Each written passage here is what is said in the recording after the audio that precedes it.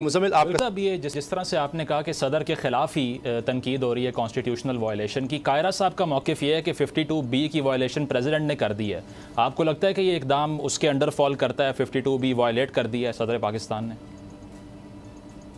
देखिए, हर बंदा इस वक्त आईनी माहिर बन गया, ज्यूरिस्ट बन गया। बिना पढ़े वो फतवे देना शुरू कर दिए हैं हमने। ये उनकी जाती राय होगी, जाती राय का मैं एहतराम करता हूँ। हर एक को हक है कि वो अपनी जाती राय दे, लेकिन मैं फिर खुदारा विनती करूंगा कि जरा कम अज कम पढ़ तो लें। जिस फिक्र की आप बात कर रहे हैं, जरा उसको पढ़ तो लें। और मुसीबत तो ये है ना कि आप ही अपनी अदाओं पे जरा गौर करें। हम अगर अर्ज करेंगे तो शिकायत होगी। तो मैं नहीं चाहता कि वो ये मुतसबर करें कि मैं कोई ओवर रूल कर रहा हूँ या उनकी तजहीक मकसूद है। उनके बसद एहतराम कायरा साहब की जाती राय होगी। ये कानून की मंतहा नहीं है, ना आइन